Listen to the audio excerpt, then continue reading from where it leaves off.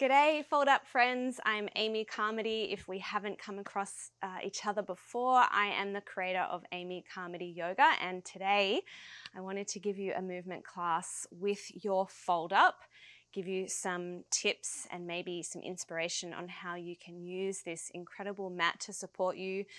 We'll work really closely with our hip joint, a lot of centration work, so prepare to feel your glutes, both the back of the pelvis and the edges of your hips as well. And I'll give you some tips on how you can use this mat to really support your knees and your wrists, which is my #1 thing for my clients. So begin by taking your mat completely folded up. I love using it like this. It's a great way to use it for elevating your heels in squats if that's necessary. Today we're working with this pelvic obliquity to help centrate your hip joint. So stand on the mat like so. One leg will dangle off and not have any support. Very similar to when you're sort of hanging out at a party or you've got your toddler on your hip, something like that. I'd like you to dip this hanging heel down onto the ground by hinging into this knee joint. It's a very small movement, but causing pelvic obliquity where the head of your hip joint sags out to the fibers of your hip joint, right? Then you're using these centration forces to hug up to return back to that level pelvis and elevated heel. So again, causing the hip to sway and abduct out passively to the structures of your hip, then using that hugging technique to support getting the head of the hip back up and your pelvis to level out. So this is called pelvic obliquity. We do it a fair bit when we're just standing and chatting to our mate, but it's a great way to teach those outer hip muscles to really wake up and come to the party when you're about to do a lot of glute work. So you're just tapping down, lifting up, again, feeling the head of the hip migrate laterally and then hugging to midline. So potentially some heat beginning. I can certainly feel my hips. 5, 4. We're doing a lot of single leg work today. 3. So it's nice to feel all of these muscles come on. Now, when you're ready, lunge out onto this floating leg. It doesn't have to be a very wide stance. Sit back into the hip, and we're going to test that single leg balance by coming back into a knee lift, right? And can we really feel the head of the hip again be held by nice, strong, firm, awake glutes? So a little side step, stick your butt cheeks back, and then press yourself to balance. Side step and balance. And once you've got your groove, you can have these alternating arms supporting you. Keep your collarbones nice and broad to the right and the left, right? Again, it's just that nice way to feel yourself with a sense of power. Hug in, you're challenging your ankle stability, your knee stability, your hip stability. 3, 2, and 1. On that same hip, you can use something like a wall or a chair next to you if your balance is a little off today. I'm going to step that same foot onto the edge of the mat. Try to balance. I'm not going to try and use the railing. That's there if I need it. A single leg hinging RDL, or you might know it as a deadlift, and come back up. If you find you're too far on the edge of the mat and your ankle's not getting that support it needs, just step in a little bit closer, but still to the point where you can let that back foot slide forward and back. So create a hinge in the hip, stiffness at the hamstring, and use those strong hamstrings and glutes to bring your head over your pelvic floor, strong hip extension position at the top. Right, again, not only are we challenging the hip, the head of the hip's ability to stay nice and centered. Oh, we're doing a lot of amazing strength work on the hamstring, the glute, our ankle, knee, and hip stability. Can we do a few more? If you're feeling a little bit stronger by the end of the week, maybe you could hold a little dumbbell out with your opposite hand in front, but how much are all those muscles of the feet having to work, especially because this is a little soft, spongy surface. So let's straight away go to the other side. So our little pelvic pops, known as pelvic obliquities, mean little hip pop, right? But again, it's just that really great way to remind your glute minimus and medius, it's called, to work at centrating or picking up the slack, I like to describe it as, in having this nice ability to keep your pelvis strong and stable underneath your thoracic and your head, right? And it doesn't seem like much, but after about 10, you can really truly feel in the glute minimus and medius, you could even have your hand on your hip, where you're wanting that aliveness to be felt. 4, 3, 2, 1. Can we do a little side lunge, sit back into the hip joint? So think if your butt cheeks had ink on them, stamp the ink on the back wall. And then can we, again, challenge our ankle, knee, and hip stability. So once you get into that good rhythm, we want that strong hip extension position at the top of the balance. This knee in the lunge, FYI, can we let these nice medial muscles of the leg support in taking that thigh bone away? We'll be in a better position to use our nice strong adductors and our external rotators to help us come back up out of the lunge. 4, 3, 2, 1. Okay, now we'll do our single leg deadlifts. So take yourself sort of a little bit off center. Stand nice and tall so your nose is over your pubic bone. You can use your arms to support you, right? So hinging over that hip, coming to like a balancing arabesque or airplane position. And when you stand up, I really want you to attempt getting that hip at full extension, so not leaving the backside behind you. Nice and tall, rib cage integrated. So leaning over and back up. And isn't it so amazing, the difference between one side and the other? Sometimes it's not always a strength discrepancy. It can be a coordination between the right and left side of your body. I just feel that my right knee has a little bit more laxity compared to my left. Again, that nice strong hip extension position at the top creates stiffness at the hamstring even though you're going over the thigh bone. Last 2. Oh, I can really feel the arches of my feet, the challenge of ankle stability.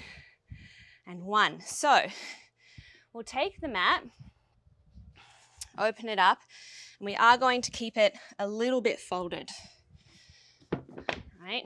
So I actually want lines facing up, and I'm going to fold it halfway so that my feet are slightly elevated. And this is really handy for the class. So come on down and make it so that your feet are on the lifted platform.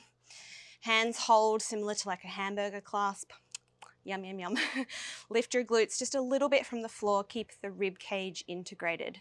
So it feels as if there was a zipper, you're pulling the pubis to the navel. And with really purposeful glutes, you're like a flashlight shining your tailbone towards your kneecaps, right?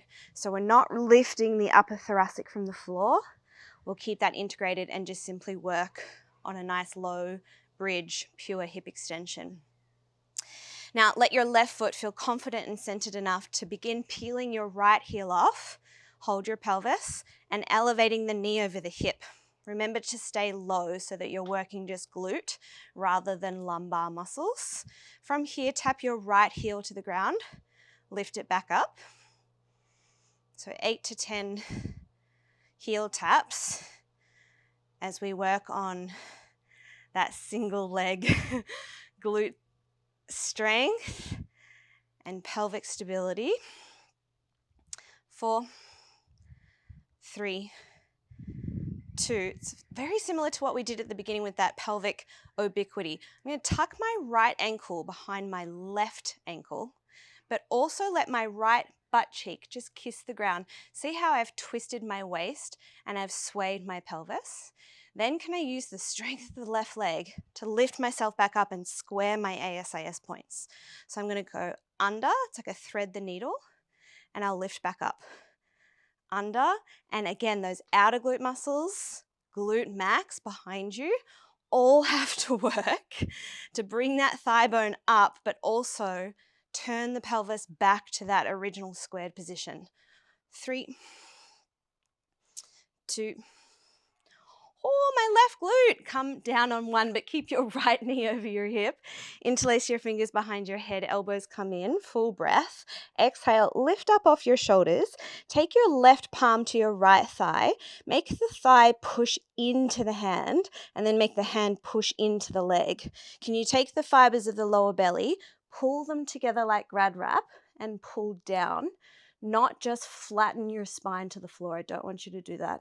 So the lower belly muscles are working together like a glad wrap tightening, drawing down. You're not changing spinal structure. Then lower your head, inhale. Keep your palm on your thigh. Exhale, can you feel the leg pull into the hand into the leg? Twice more. Inhale, lower. Exhale, lift up and really make that iliopsoas at the front of the hip work. 1 more. Inhale, lower. Exhale, can you lift up and keep that relationship between hand and leg? Maybe peel off the left foot and maybe take that leg for a strong extension kick. 3. I am quivering. 2, 1. Now this is the cool part. The mat that's folded, use it for your forearm now, right? So place the head of your shoulder over your elbow. You'll have your thigh bones coming out from your hip joint. You can either just do pelvic lifts, right? Keeping the collarbones broad right to left, feeling your obliques down the sides of your waist and your transverse abdominals keep your rib cage in, or elevated clam. So every time you lift off, you can also open the knees. So this was the hip, the base hip that we worked on for our single leg bridge work. This is the hip I want you to feel lift up and off the ground. 5, 4, 3, 2, 1. And we'll keep challenging that centration of the hip. Your left forearm is down, but clasp and hold your right hand with your left hand. Now the left knee this time will be the stabilizing leg. I'll take my right knee and hover it from the floor, very similar to when we were at the beginning, standing on the folded mat completely and doing our little hip dips. So really, as you float that knee off the floor, you want that being done via your left hip hugging into midline, right? Then your fire hydrant kick, the heel on your right foot back up to the sky without changing the position at your trunk.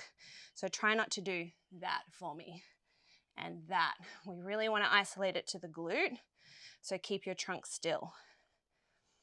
5, 4, keep your rib cage integrated. 3, 2, 1. Here's the fun part. Now do a fire hydrant out to the right. You can look over your right shoulder to watch yourself do a little half moon kick. Bring yourself back to fire hydrant and the knees back in. So out, little ninja kick, in, together. Out, kick, back in, together. Now, as this is taking place, tell me you cannot feel the outer glute muscles, they're called your gluteus minimus and medius, on your outer left hip, working for dear life. 1 more, which is a good thing. I want you to feel that. Oh, come on up. How nice, right? I'm going to get you to fold the mat again, right? And this is such a neat little trick for those of us who struggle to get really deep wrist extension. If things like yoga, down dog planks hurt, let me teach you a little trick. You take your mat, even if you fold it that much, it's still going to take out a lot of wrist extension requirement, right? So if you're ever in class and they want you to come to down dog, feel free to place with slight turned out hands, because it will, again, put less pressure on dominant wrist extension. You can have a slight pivot outward of your hand and elevate the heel of your hand so that the wrist isn't going into such a 90-degree extension. So I used to roll up the top of my students' mats. Now you just get to fold it back. So I'll show you what that looks like in downward dog, right? So I can do that on that level, or I can even do, if you just need that slight little help, there you go. How brilliant is that? And even when you come to a plank position, if you notice the angle of my wrist, I have a slight turn out of my hands. The heel of my hand is elevated. I don't have such a severe 90-degree expectation on wrist extension. So that's a little tip 101 from me to you. So we go down dog to plank. 5, 4, 3, 2, 1. Knees to the floor. Fold the mat. Place your right knee on it and your left foot forward. From here, hover the right knee from the floor. But similar to what we did, we're challenging that single leg balance again. Come to a stag position, full hip extension, nice and tall at the top. And when you come down, let that knee kiss that beautiful folded mat, right? Isn't that so nice? And all the work we just did on that left hip to help us feel really confident and capable in these lunges. 5. Again, you have something to hold on to, the wall or a chair. 3, 2, 1. Isn't that brilliant? So handy. Okay, are you ready? I'm going to do all of that on the other side. I'm going to flip my mat so I can turn to the other side.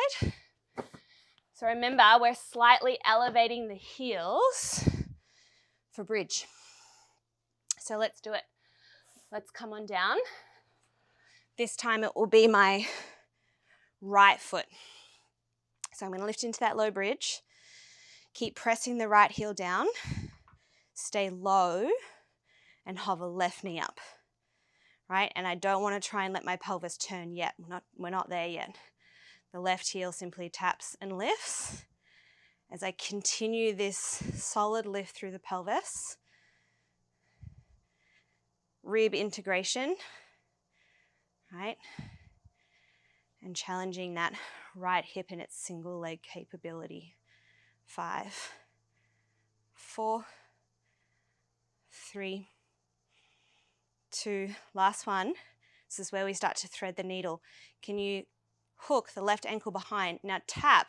You slightly open your left thigh bone out. Tap your left glute. Your pelvis has spun. So not only do you have to lift yourself back up, but you have to turn the pelvis to come back to your original position. And you will feel it in that right leg. It's a really wonderful exercise when you're wanting to improve your single leg capacity, but also control of where your pelvis is in space. Oh my God, 3, 2, and 1. Okay, let's keep this left hip up. You can bring the sacrum to the ground. Interlace your fingers behind your skull. Elbows come in close. Inhale, breath. Exhale, lift up off your shoulders. Again, it's not about taking your lumbar curvature of the spine and flattening it to the ground. I don't want you to do that. I really just want you to feel the effort, the two sides of your abdominals coming together and down, but keeping your natural curve. With the right hand, let's give that psoas a bit of work. So push the leg away and hug the leg in. Whew. Continue that. Inhale, lower your skull. Exhale, lift up off your shoulders. 3 more. Inhale. Lift up. I want that thigh pulling in. So good psoas connection. And you're working to push it away. Again, inhale, lower. Exhale and lift. 1 more. Inhale. Exhale, lift. Keep this happening on the left side. Maybe peel off the right. Maybe take it for a nice strong kick. Full extension at the kneecap. Really firm glute. 3, 2, 1. When you come up, now it's your right forearm supported. Love this, especially on a nice hard floor underneath you. So many studios now are concrete based, and this just comes in handy to have for our little joints, little nice padding situation. So elbow is underneath the head of the shoulder, base of the collarbone. When you're ready, you can lift, feeling that shortening between bottom of right rib cage, or you can open the knee and bottom of hip. Keep that top shoulder open. You could even take your hand to the back of the skull, or if you rib flare a lot, you can use your hands to help remind you to keep your ribs in your body. 5, really lift that base hip. 3, 2, 1. Now I'm going to keep this forearm down, just flip to my knees. It's my right knee that will be the supporting knee, right? So even though it's not the dynamic moving leg, this hip is still working on what we did at the beginning. The gluteus minimus and medius, whilst you're doing all the work with the left leg, is working on hugging in to stabilize and centrate the hip, okay? So from there, hover that left knee, feel the outer right hip hug in, collarbones broad, and you have a little donkey kick. Keep chin and throat connected. Try not to stick your neck out. Not experiencing any movement at your rib cage. And really concentrating on your glute too. 5, 4, 3, 2, 1. Now, we go out to the side, fire hydrant, peer over your shoulder. Can you feel how your base hip really has to work to hug in? Little ninja kick, rebend, draw in. So this is all hip abduction work, which is why you'll feel your outer hip muscles talking so much. Stay in control of your trunk, your rib cage. 3,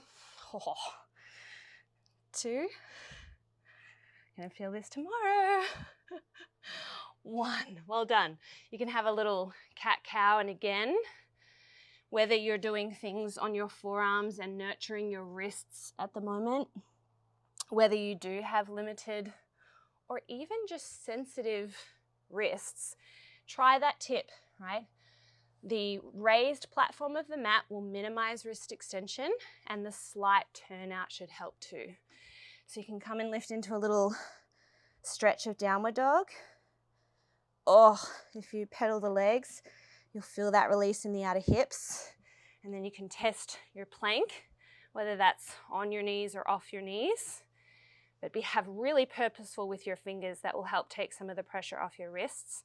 3, 2, knees underneath you for support. But can we go ahead, left knee on the fold, right leg up.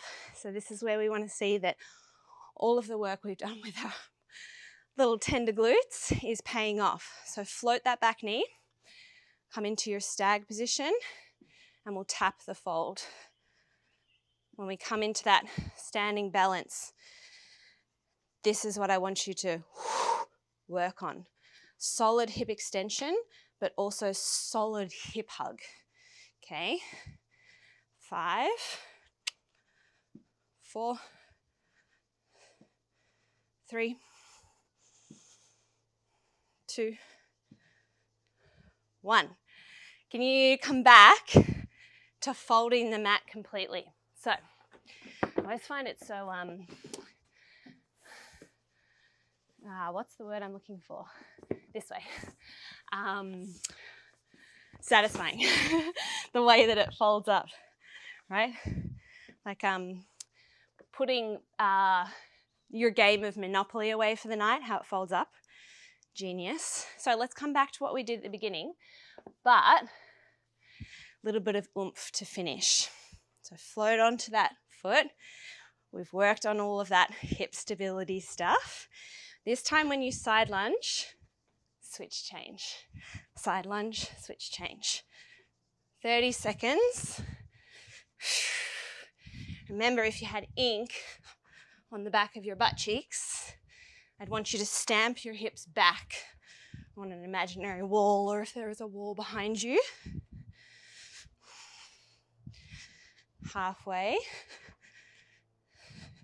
So again, working on taking the the knee out in relationship to your hip.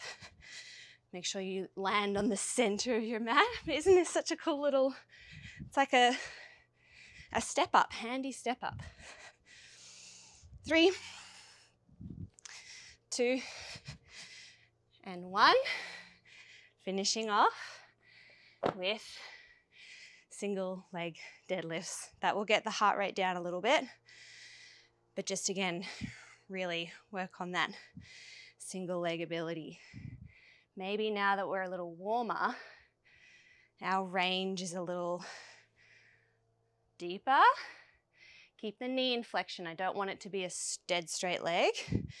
I want you to feel really nice stiff hamstring at the bottom of the RDL and to use that group of muscles right there under your buttock to lift you back to that standing position. 4 more. Chest open. Doesn't it challenge you?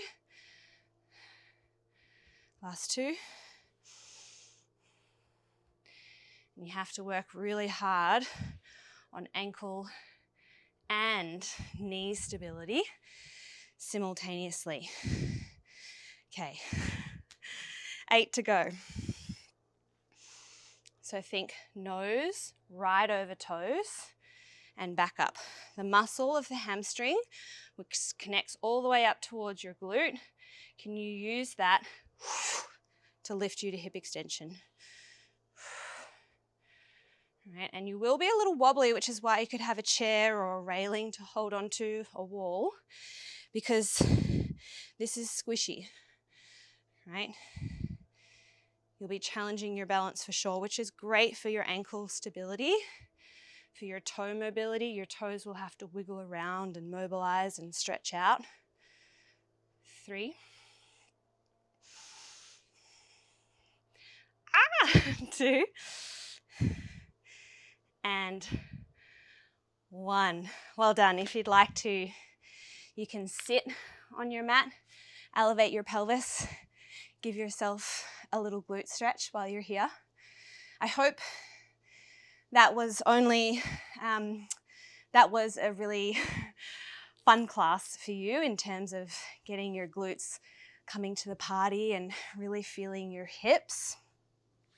I hope a couple of those tips were handy, especially I find for my clients the biggest one is how do we minimize so much wrist extension pressure if that joint is not capable of doing so, or you're going through a period where you can't load on your wrist. That tip to turn the hands slightly out, you'll have some pressure here, but not as full degree extension, and you'll put some weight on your fingers as well, and to just pad and use the mat to support your knees, your forearms, all of the joints that can sometimes just not appreciate really hard surface. Anyway, thanks for joining me. I had a bunch of fun, and I hope to see you again soon. Catch you later.